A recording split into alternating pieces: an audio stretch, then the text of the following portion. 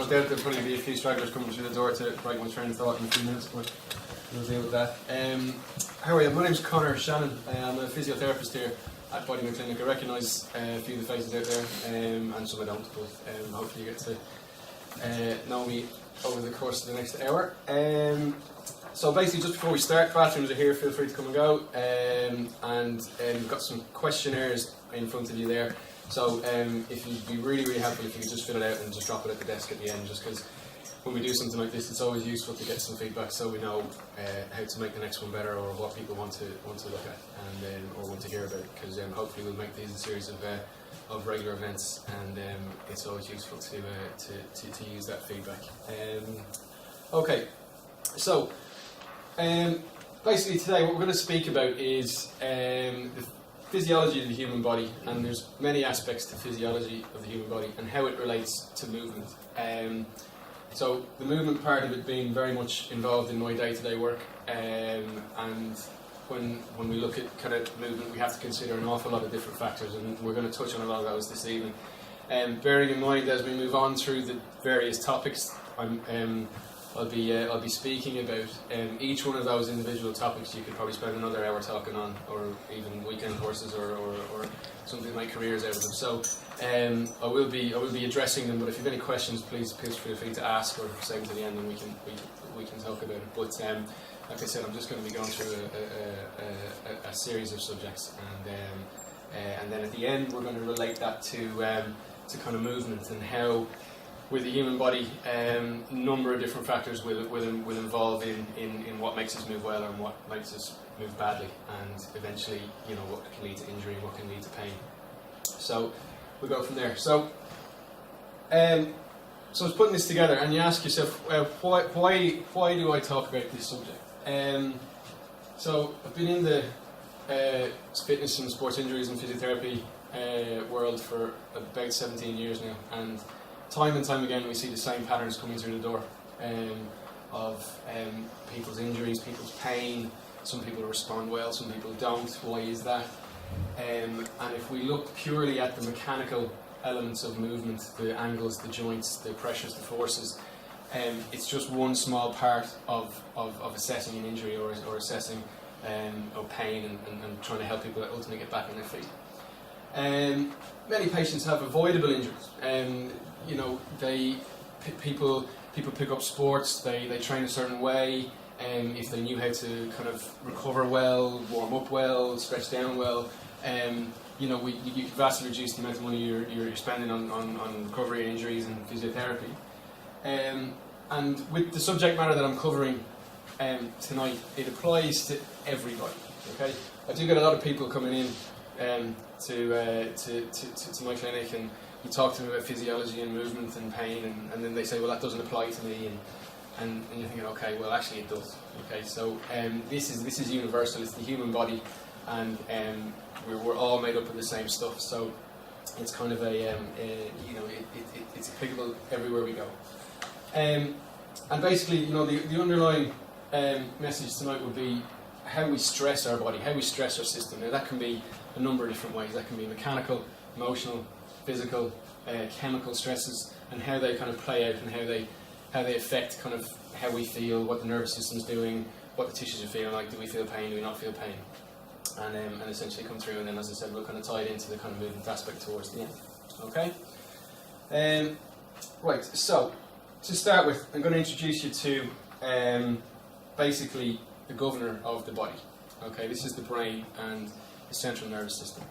Now, this controls everything that we do, and when we boil it down, pain, poor movement, disturbed sleep, stress, everything will relate back to the brain and the central nervous system. It's constantly working to keep us balanced, to keep us moving, to keep us under control. And sometimes when we look at nerves, or when we look at human anatomy, people have this idea of a kind of single nerve shooting into an arm, and it's kind of like that. But the nervous system is far more reaching than that. It's your peripheral nerves and your nerve roots that come off the spine. They branch, and then they branch again, and then they branch again, and then they branch again. So every single little cell and fibre in your system has an element of the nervous system in it. And this is constantly feeding back information to your brain. Okay? And this is a really important kind of concept to get your head around really at this stage, is that when we feel something, pain or a movement or a tension or an emotion, the nervous system doesn't just suddenly switch on. The nervous system is continuously switched on. All right? And it's the brain's job to filter out all the information that it feels it doesn't need to worry about. All right? And then suddenly something will come along that it actually sits up and takes notice of, and that gets through the barriers, and then that gets into your conscious thought, and then you start to realise it or start to try and process that, and your brain makes sense of that, and it comes out in lots of different ways, which we'll come on to. So regulating the nervous system is really key to kind of keeping yourself moving well and relatively pain-free. Okay? So it controls all aspects of human existence, the brain and the nervous system. Now, the brain is fairly paranoid structure. All right. What it's doing is it's constantly on the look for threats. All right. It's constantly looking out for things that could potentially harm us. It's a survival mechanism. It's there since we crawled out of the water. It's there to keep us alive. It's there to keep us safe. So everything that happens to us on a day-to-day basis, the brain will process that and say, is that threatening? Yes, no, and then take appropriate action. And anything that the brain processes, it will only allow us to do what it's comfortable doing. So movement is a really, really key part of that, because we see people coming in with various levels of flexibility and movement capacity and strength and pain tolerance, and basically that's all constructed from the brain. It will only allow us to do what it feels is comfortable with, and everything that we kind of process from that aspect is learned. All right, so we learn how to move, we learn how to feel pain, we learn how to feel emotion, we learn how to feel various stresses and strains in our body, and that's an important kind of concept to get. When you're trying to kind of make changes to your system, if you're trying to get fitter or stronger or more supple or more flexible, it's all a learned process. And as much as we can learn new skills, as we've got a constant ability to be able to do that. Okay, making sense so far? Mm-hmm. Yep. Okay. Now the organisation of the nervous system. So we've got the brain, spinal cord. Now this is quite a simplified version, but the kind of branch that we're really going to look at today is more towards what they call the autonomic nervous system. So once the nerve leaves the spinal cord, it becomes a peripheral nerve, and then it branches into two separate sections. Now your autonomic nervous system branches further into sympathetic and parasympathetic nervous systems. Now these are really important. Okay, so I want you to keep an eye on these two: your sympathetic and your parasympathetic. Just day-to-day living in life, these guys are constantly moving, so we'll come on to those in a bit more detail in a minute. And then you've got your somatic nervous system, which is involved with movement and touch, sense, motor nerves, these kind of things. And this is all the conscious things that we have. This is when we put our hand on a hot plate and we recoil. This is when we drink a hot cup of tea and it's too hot. This is when we stub our toe and curse and swear. Whereas the autonomic nervous system is dealing with all the subconscious, the unconscious stuff. Your temperature regulation, your digestion, your heart rate, your blood pressure, all these things. But yet they have to work in tandem, and then they feed back into the spinal cord and back to the brain. So ultimately, all the information and all the decision making is done high up. Okay, and it's this guy in here. And just bear in mind what I said about it being a paranoid structure. Okay, because that plays a big role in how the messages then coming from the brain get into the body and how we respond to those. Okay,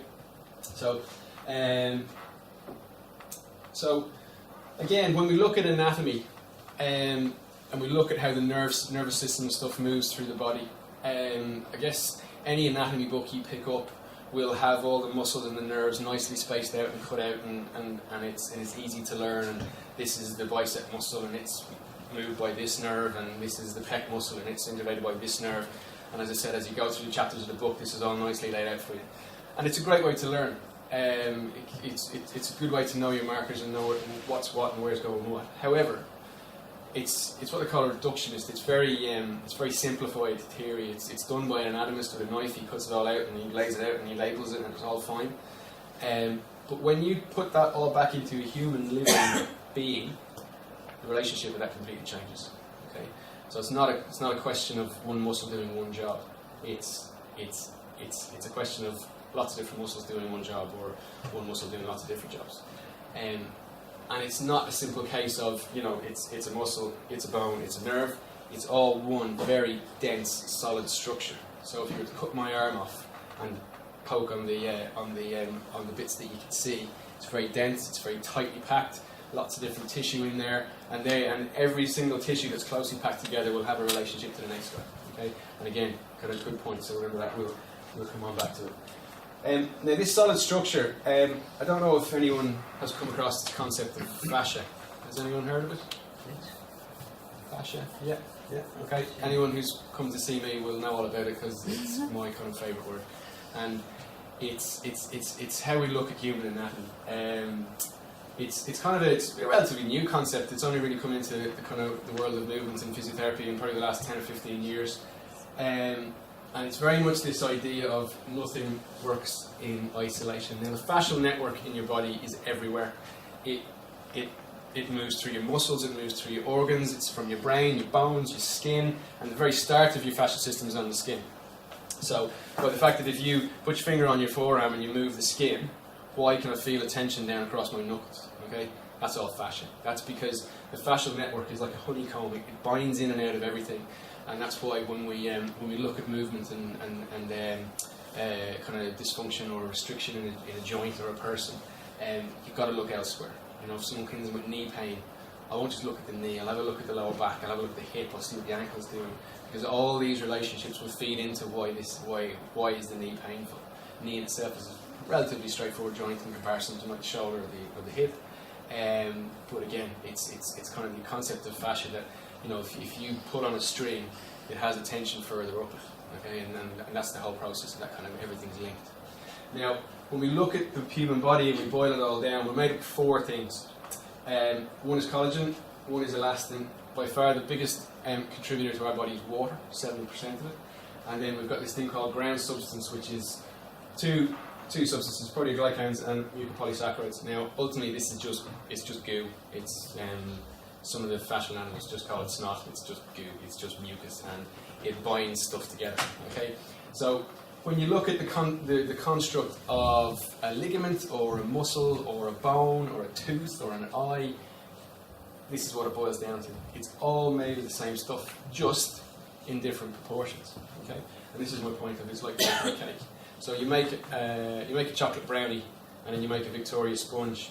Ultimately, the base ingredients are all the same. It's just a few small little differences here and there that makes it a brownie or makes it a Victoria sponge. Okay, same with a ligament. Slightly higher concentration of collagen in a ligament, higher again in a tendon, less in a muscle. You've got proteins that make the muscle, your myosin and actin, and that's the kind of difference that makes the muscle contractile as opposed to anything else. But essentially, when you boil it all back down into its elemental tissue, it's all made of the same stuff, and it's all bound together by the same stuff. So, like I said, it's just if you working things in isolation doesn't really work.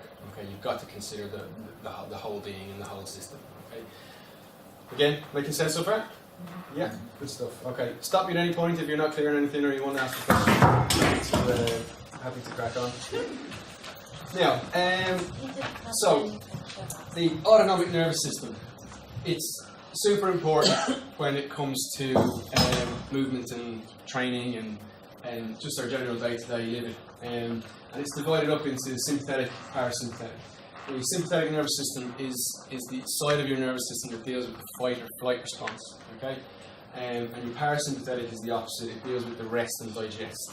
All right. So if you're caught in a stressful situation, your sympathetic nervous system will switch on, and it will make you focused, and it will have an effect on your system to allow you to deal with that stressful situation or that particular period.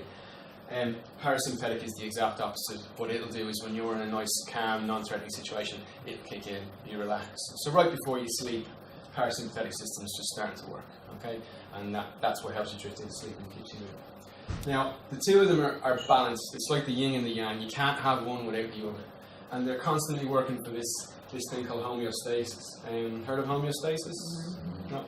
Yep, some have. Homeostasis is just, it's the body's processes that keeps us balanced. Okay, it keeps your heart rate somewhere between 1600 beats a minute. It keeps your blood pressure at 120 over 80, if that's what it is, or relatively around there. It regulates your core temperature to 37.5 degrees. So homeostasis is where all of that is nice and balanced, and everything's working fine, and it's all good. Okay. Now that as we go through the day, a lot of different stuff will affect that. So weather, your boss, lots of different things. So but essentially the nervous system is constantly balancing. If it sees an imbalance somewhere, it's working to try and make that difference kind of match up and ultimately keep us alive and keep us moving. Now, often, there's a loss of this balance. Okay, and I think this is a really core kind of element in where I'm going with this kind of talk tonight. Is that if it was as simple as a force moving around a lever and a joint and a muscle, we wouldn't have to consider all this stuff, and physiotherapy would be easy. But it's not, and it's a fairly tricky subject. And everybody every approach is life differently. Everyone's got different beliefs and ideas on the whole thing, and this is where your underlying physiology can change in certain people, and when you've got to look at other aspects, or when you're dealing with kind of complex or tricky injuries, what other things are affecting this? What other things are playing into it? And if you can come away from that tonight and just appreciate that it's not a simple case of the muscle heals and then we rehab it or we strengthen it and it goes away. There are other things. Or if you get in a pain, a niggling pain that won't go away, or something keeps coming back, or something like that, then you've got to consider other factors that may be involved in it as well. And this is probably the hardest part of our job, is to try and figure out which factors are the problem, and do we need to worry about this one, or is that one going to be an issue? And you're just trying to put it all together, and that sometimes will really can fall down. But like I said, each one of these factors you could sit up here and do 3 hour talking, and it's endless. So I will try my best to kind of condense it into the next 40 minutes. So we live in our heads, basically. Okay. We don't really spend a lot of time appreciating what our body's doing. And by that I don't mean going to the gym. I don't mean going into the gym 3 times a week and lifting weights and going for a run. Okay? What I'm talking about is actually stopping and just standing and saying, right, what is my body doing? How am I feeling? Is my back sore? Have I got a headache? There are loads of thoughts flying through my head. Is my little finger sore? No, yes. And then and it kind of comes down to the somatics. The somatics is what is called sense of self. It's just an ability to kind of sit and think, right, how am I doing? And have you got that ability to kind of stop and think? Then we break it up into 2 things. We're proprioception and interoception. Have you heard of these? No? Okay. So proprioception is a very mechanical idea. So my hand is behind my back. I can't see it, but I know it's there. And I know what it's doing. Okay? That's proprioception. That's the nerve receptors in my hand and my muscles coming from my shoulder into my hand, telling my brain that my hand's behind my back. Standing on one foot. Okay? What's going on there? Okay, so I'm working to try and balance myself because the muscle receptors in my foot is telling my brain, the other foot's off the ground, we need to do some work here. This is proprioception, and people are very good at it, very bad at it, and you can train it, you can be better at it, okay? And very much when we look at physical rehab from an injury, proprioception is a critical point of it. It's the finer things in life. Can someone stand on their tippy toes? Can they stand on one foot? Can they stand on their one foot with their eyes closed? Okay, then it gets interesting because you're taking it visual fields, okay? And these are all very much kind of external stimulus that allows us to do this. Interoception is slightly different. It's looking and feeling and thinking about the kind of the stressful elements of life. How am I feeling inside? Am I stressed? Has it been a good week? Am I in a good mood? Am I in a bad mood? Is the other half annoying me? What are the kids doing? All these kind of things. You've got to appreciate that and how that affects your system, because it all does. And we'll come on to it in a bit more detail now. So as I go through the next kind of few slides, interoception will start to make a bit more sense. But again, as with the sympathetic and the parasympathetic and the yin and the yang, proprioception and interoception go together, and one will affect the other. So, and I think there's probably too much of an emphasis on modern training and physio on proprioception and not enough on interoception. I'm not saying proprioception is not important; it's very important. but the other aspect of it is important as well, and that's sometimes if we start addressing those issues, you get much better results, and you get people, a lot more people better. So, come on.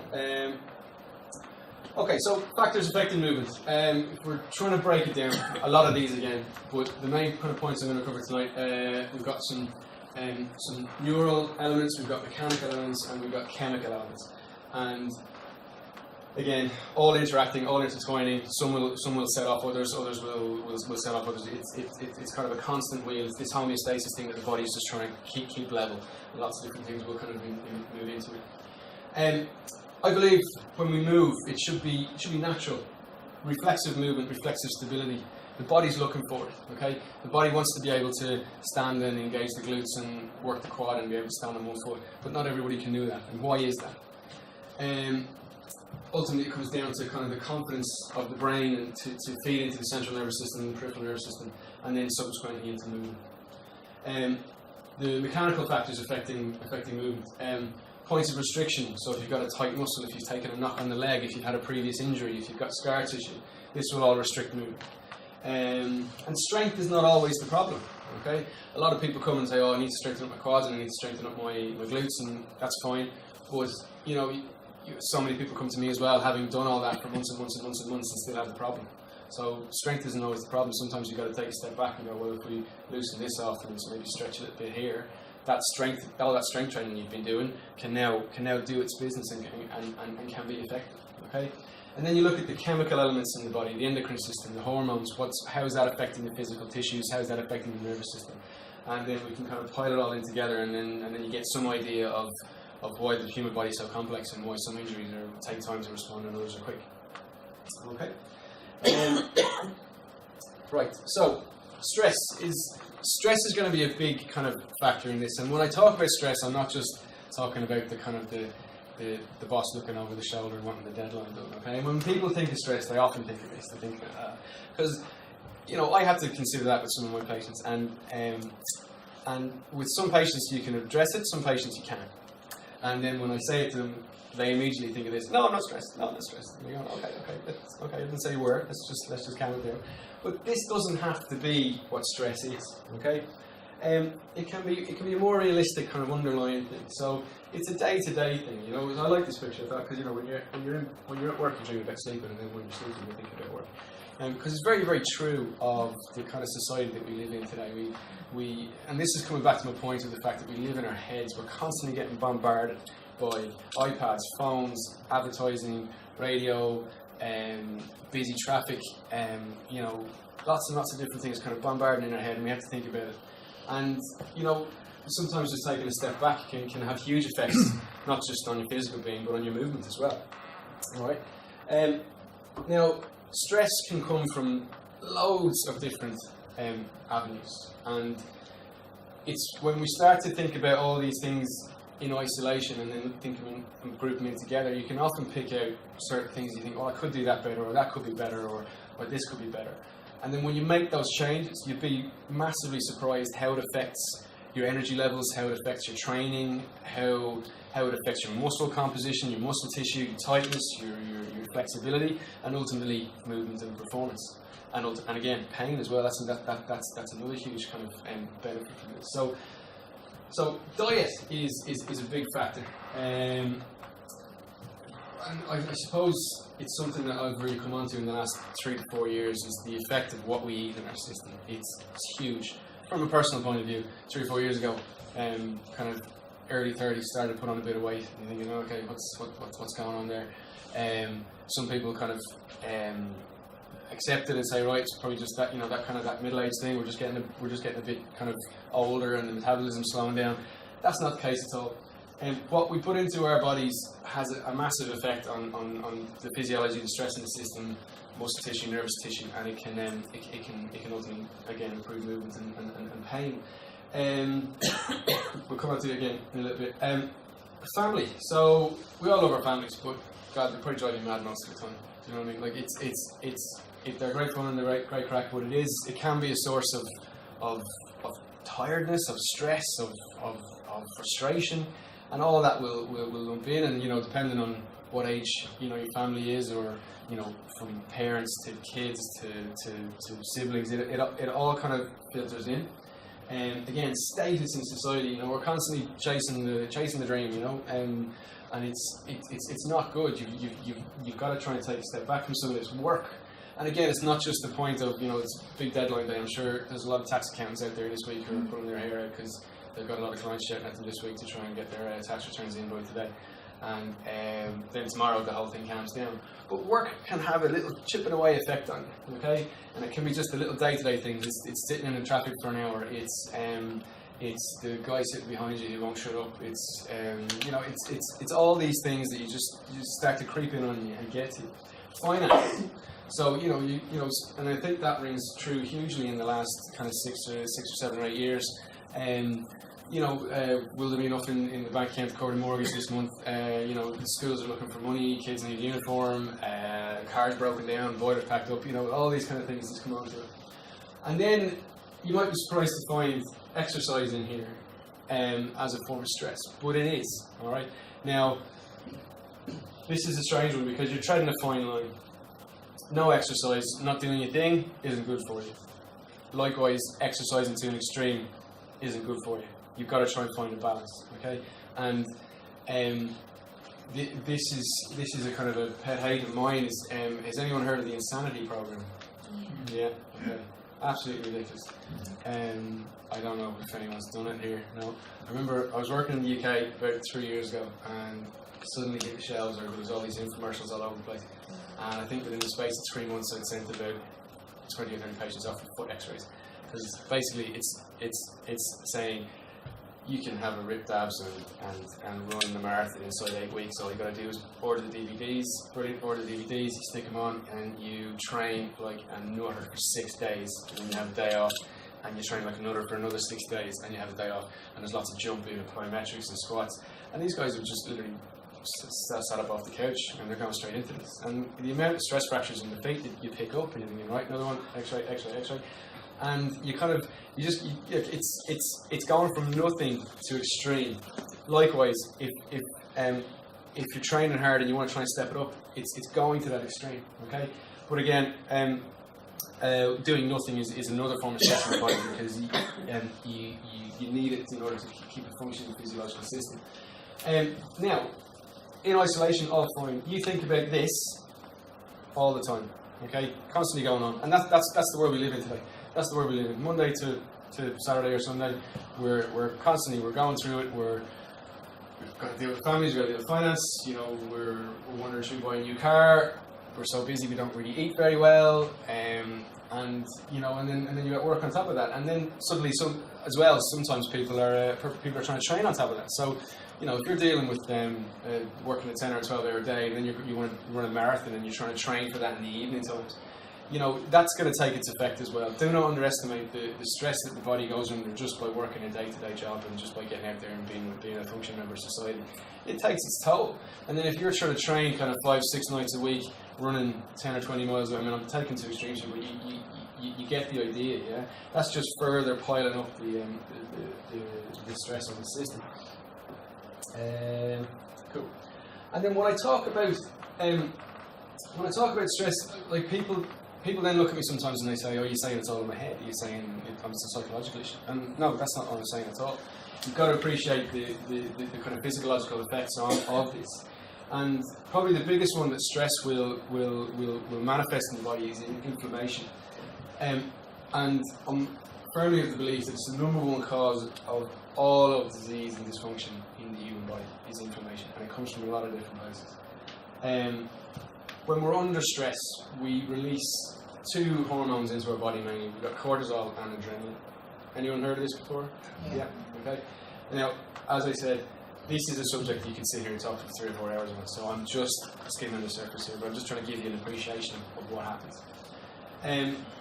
The stress response in the body was only ever designed to last a short period of time, get us out of a threatening situation. When we're safe again, everything calms down. But in our modern lives, we are exposed to it constantly, all the time. Then these levels of cortisol and adrenaline rise and they stay high in your system. Now, in short bursts, it's okay. It's a survival mechanism, gets us out of the way. In long-term exposure to these, not good. Inflammation through the system. And it goes everywhere. Once it hits your bloodstream, it's everywhere. Now, there's a big thing with diet as well. I'm sure people are keeping up with the fact that there's a lot of kind of backlash now on cholesterol and fat. Yeah, that these guys aren't the big villains that they've made out to be. That cholesterol is kind of it's predisposed. It's a genetic thing. You can control it slightly, but ultimately it's coming from your family. It's some people have high cholesterol, some people have low cholesterol, some people have middle of the range cholesterol. Fat in the diet isn't necessarily a bad thing as long as you're eating the right types of fat. And that the carbohydrates that we eat and the processed foods and the sugars are actually the problem, because that's another source of inflammation through the gut lining is too much sugar, too much processed food. And that, in fact, the problem with things like peripheral artery disease and coronary artery disease and heart attacks and various things like this is the inflammation in the system that gathers through the blood system, and that's what's the problem, not the fact that we've got a high cholesterol or we're eating too much fat. It's the fact that we're exposed to this inflammation in the long term. And again, it's not just through diet; it's through a lot of other things that comes onto. So if we can control that, it has a huge effect on lots of different things: how we move, the condition of your tissues, pain, and just general well-being. It helps you. Helps with all that. So, and it affects all systems. So you're looking at neural, mechanical, and you're looking at the visceral system as well. So, that's something that we need to look at too. Is the role of the digestive system in kind of nervous tissue and the health of it. And it's really key. And I think if you kind of take time to have a look at how you're eating and what you're eating, you'd be very surprised about what's healthy and what's not. I'm not a dietitian, so I'm not going to give out advice, but just take a step back, go and get some advice, have a little look at it, really think about what's happening. There's lots of information out there, and small changes to your diet can have a huge effect on just the general physiological system, like sleep and movement. So I kind of look at it that we've got a tank, okay? We've got a tank in our body, and it deals with stress. And it's got a capacity like any other tank. And we can deal with a lot of it. We can deal with things that come along, and as we go through the week, things jump into the tank, and the tank starts to get a bit more full, a bit more full, a bit more full, a bit more full. But eventually what happens sometimes if we've had a pretty busy life, or we can't deal with it, and we can't deal with it, we start to get this overflow, and that spills out, and then we start to get problems. So, if you can kind of think, that's the way I kind of picture it in my head. And does that make sense, yeah? Yeah. So once we start getting this overflow of, I suppose, water in the tank, we start running into problems. If we get this overflow of stress into our tank, we start to run into problems. And very often when you're dealing with kind of stubborn or chronic pains or injuries that won't clear up, this is a big factor in what we've got to try and address. So, pain. This is a subject I'm very, very interested in and have spent a lot of time kind of working with and researching and stuff. And there's a negative association with pain, and that it's a bad thing. And pain isn't necessarily a bad thing. It's a very clever thing, and it's absolutely necessary. Okay, it's not to be feared. In fact, it's our friend. I think you need to welcome it. And if you actually sit and listen to it, it can tell you a lot. It rarely means there's anything nasty going on. So, for example, I worked in a specialist back pain unit for about 2 years, and I think the statistics were 0.01 or 0.05%. It was a few years ago now, they've probably changed. But 0.05% of back pain is sinister, is something going on, like a fracture or a tumour or an infection or something like that. Okay, 0.05%, that's tiny. Okay, yet it's probably the number one problem that we address as physiotherapists, as therapists, as movement people, as acupuncturists. So it needs to be understood and it needs to be treated. As I said, it rarely means anything nasty is going on. It's a very good survival mechanism. It keeps us safe. It tells us when the brain's not happy with something. And kind of modern concepts on pain are a little bit misleading. I was looking for this picture earlier. Here's a good example. And I googled pain, and I put in, and I clicked an image, and every single image that came up was someone holding their back with a big red spot or a red joint or a big red kind of thing sitting on top of a certain part of the body. I don't think that helps at all, because when you see red, you associate that with danger and fear, and that's not how it is at all. And so so I know we'll go with a little bit more of a neutral picture. Pain has numerous different factors that follow into it, and it is a construct of the brain. If we didn't have a brain, we wouldn't feel pain. That's the bottom line. So all the information that feeds into our brain about pain and about movement has to get interpreted, decide on what it is, and then it's fed back into your system, and then it reacts, and then whether is it sore, is it not sore, certain types of pain, and again, it keeps us safe, asks us to come and get it looked at, but ultimately we shouldn't fear it. And I know people are going to look at me and go, he's off his rocker, but trust me, okay. So the other thing with sorry, I lost my okay, so pain is just one physiological kind of function that we deal with, and we'll touch on it again later. Another aspect of physiology and kind of human movement that I see a big issue with is breathing.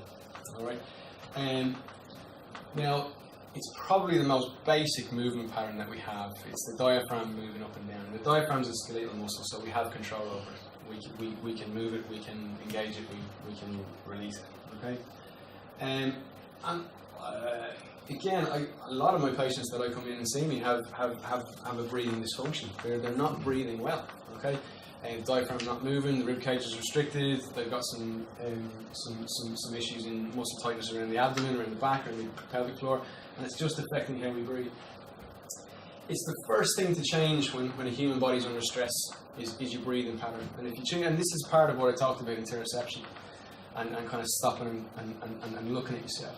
If you're in a stressful situation, are you breathing? If you're doing something, are you breathing? Okay. Now I caught myself the other day. I was chopping an onion, making a spag bol, and I was getting a bit of tightness in my back, and I stopped and I wasn't breathing. Okay. I get lots of people come here and say, I get back pain when I do the hoovering. Okay. And you say to them, do you breathe when you're hoovering? I don't know. I guarantee you're not. Okay. So and it's just a very simple piece of advice. It's stop and check if you're breathing, because when you get engrossed in something, you tend to just kind of filter up into the head. You're doing it, and then everything else just goes, and you don't breathe. Okay. Now, worked in ICU for 2 years as a cardiorespiratory physio, and it's the number one sign of distress. A heart rate and blood pressure, a lot of different things can affect those. But if a patient is in acute distress or is going downhill quickly, respiratory rate's the first thing that starts to rise, and you see breathing getting shallow. And that's when you've got to take action. You've got to really get in. And the ICU is a scary place because you're dealing with very, very sick people. But you can extrapolate that out to the general public and actually kind of look at it in a functioning, moving human body. And again, when we exercise, okay, a lot of people are exercising. They're moving. They're trying to do. CrossFit's a perfect example. I love CrossFit. I'm not dissing it at all. I think it's a great form of exercise. But we're getting people in CrossFit trying to pull off manoeuvres that they just can't do because the body's just not there yet. And as a result, they start pushing bad positions, they start holding their breath because the body's under stress, and then suddenly you've got 100 CrossFitters coming to the door because they've got back pain or ankle pain or hip pain, and it's these other things that we have to look at. So that's just an example. But, now, if this isn't functioning correctly, your breathing pattern, it shifts out into the whole kind of system. As I said, it's kind of the number one kind of most base movement pattern. And if you just stop and you don't do anything, if you lie down and you don't do anything, you still have to breathe. Okay, so it's kind of the one function that needs to move, and it needs to move well. And when we come on, I'm sure the next slide is the yep. Okay, so we come back onto breathing now. This is where we look at. We look at our neural, mechanical and chemical factors that affect movement and affect the physiology of the human body, and how one can interplay with the other. Now, we'll talk about shallow breathing or restricted diaphragm, or and kind of what does that do to your system, okay? It affects your blood gases. It affects the concentration of CO2 and O2 in your blood. Now, depending on whether the CO2 is increased or the O2 is decreased or vice versa, the blood becomes more acidic and it becomes more alkaline. All right, and this is a chemical stressor from a mechanical source. Can you see what I'm saying there? Yeah. So this is my kind of first point, that we can isolate out the different factors that affect movement or affect the human body, but very often one plays off against the other. So we have to consider them all in kind of isolation. Now, in a very sick and ill patient, this is something that you've really got to take note of. But I do believe that with restricted diaphragms and with poor breathing habits, it's happening to people on a very low level. And when your system starts to change and you start getting more acidic, more alkaline, nerve receptors will pick that up, and it will feed information back to the brain to say, hey, look, we're not getting enough oxygen here, we're not getting enough CO2, and this is where you start getting into the realms of panic attacks and asthma and various other things like that. Okay, and it's all just down to breathing mechanics, and it can be hard to tune into, but I think it's a good first place to start. It's the essence of somatics. It's the essence of this interoception, and if you can breathe well and whilst moving, whilst exercising, you'll start on the road to solving some of these stubborn problems if you have any that just aren't clear. Make sense? Yeah. So I think the big point here is just that this kind of imbalance in the O2, CO2 kind of levels in the body is mechanical stressor or chemical stressor from a mechanical source. So we can start to see how one system starts affecting the other. Yeah? Okay. Now, sleep, really, really, really important. And I just thought that was a cute picture, so with sleep, it's our chance to shut off. Okay, it balances homeostasis. It allows us to just de-stress and relax. It's when a lot of your visceral system does its job, when your liver and your kidneys start to clear out when you start to clear out your body, and it helps the sympathetic and the parasympathetic balance itself. And when we disturb sleep, this becomes an issue, because usually what happens is your sympathetic system gets overstimulated and your parasympathetic system doesn't have a chance to kick in and do its job. So therefore you're coming off the end of a busy day with your sympathetic nervous system completely switched on, and you're not really letting it switch off, and then you start another day with an already overactive sympathetic nervous system, and then if that just keeps snowballing day on day, week on week, month on month, year on year, you can see how these kind of stress issues start to affect us. Posture, again, we're coming more into the kind of movement realms, and where the nervous system becomes restricted, and we need to get back to what I was speaking about at the beginning with fascial tissue, and that when the nerves sprout from the spine, they move into peripheral nerves, and then they spread again, and then they spread again, and they spread again. So all the little fibers and kind of tissues in our body have nerve receptors, and some of these will switch on, some of them won't. But that is constantly feeding information back into the brain. Now, the daily positions that we take up will have a huge effect on A, the stress of the body, and B, your physical makeup, tightness, restriction, and then feed into when we're training or exercising. And we live in a convenience life, so this is a very good representation of how an awful lot of society today spends its time. We sit hugely, and it's not good. Okay, the mechanical input into the nervous system is lost, or it's very much reduced, and we see a reduction in circulation, and we see binding of tissues, and we see a loss of sliding surfaces. Okay. Now, when I'm talking about sliding surfaces, what I'm referring to is the densely packed tissue that's in our body. Okay, so we have all these muscles packed in on top of each other, and they're bound together by fascia, and then you've got a nerve stuck in the middle of it, and you've got a few blood vessels going through the middle of it, and there's a lot in there. So if you take the arm, for example, there's an awful lot going on inside your forearm. Okay, and you've got muscle tissue vying for movement. You've got the blood vessels that are trying to pump blood up and in and out. You've got the nerve tissue that's trying to move and send information back to the body and back to the brain. Now, these sliding surfaces on the muscles, depending on the area of the body, they can get stuck together. Okay, if we don't stretch, or we don't move well, or we don't move regularly, these surfaces on the muscles start to get bound together. And then what we have sometimes is, in between the surface, you might have a nerve that needs to slide in and out of that surface. So not only are you now affecting the muscle tissue movement, you're affecting the nerve movement, because in a perfect world, as we move and bend and twist and turn, those surfaces should slide nice and freely over each other and move and give us the capacity range that we need. But if they're bound and stuck and jammed up together, and suddenly we try and touch your toes, there's a mechanical restriction in your hamstring.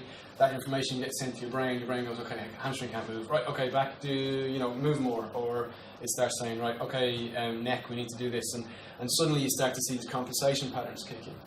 But that's all coming because your hamstring is restricted. Now this is a common, I'm just taking the hamstrings as an example, because it's a common area that we see restriction, because we sit in our arses all the time. So it's just compressed, and we get the glutes compressed, we get the hamstrings compressed, and we've got a big old nerve sitting right down the back of the leg called your sciatic nerve, and it gets all bound up and tight, and then people come in with back pain and leg pain, hip pain, and numb feet, and various other things, and you've got to try and undo all that. And that, again, that's just an example. Wherever you have muscle tissue or nerve tissue or compression, this can happen. So, shoulders, arms, legs, you name it can work on it.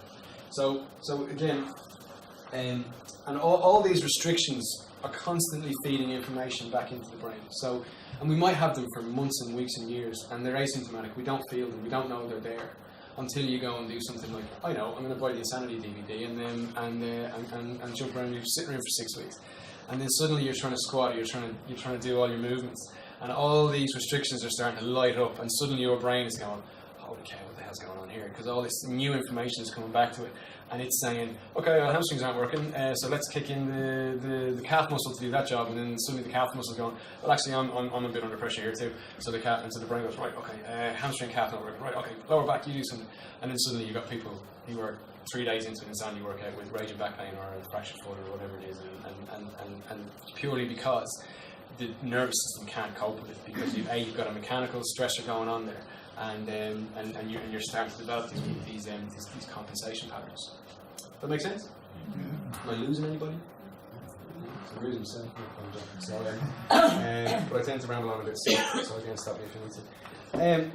Now this picture here, also common sight. People come in and say, yeah, you know what, I get to work and things are fine. By lunchtime, I'm feeling a bit stiff. By the time I go home in the evening, I can't stand up and my back's a bit. And what we look for is we need diversity of movement, and we need to get the nervous system comfortable with movement. And it doesn't take a huge amount. People think that, I need to go and I need to exercise, 5-6 days a week for 2 hours at a time. No, you don't at all. In fact, sometimes the less you do with training, the more effective it is. If you know what I mean. A lot of people come in here and they have this idea that if I go down to the gym and I do a 45-minute workout, I've got to walk out of there with my muscles in bits and sweating and feeling like I've done something. No, you don't. Okay? Because what you are doing is you're stressing an already stressed system. You see what I'm saying? And you're just making those compensation patterns worse. Because you're diving into a 45-minute HIIT class, or you've got a instructor shouting at you in body pump or whatever it is, and then suddenly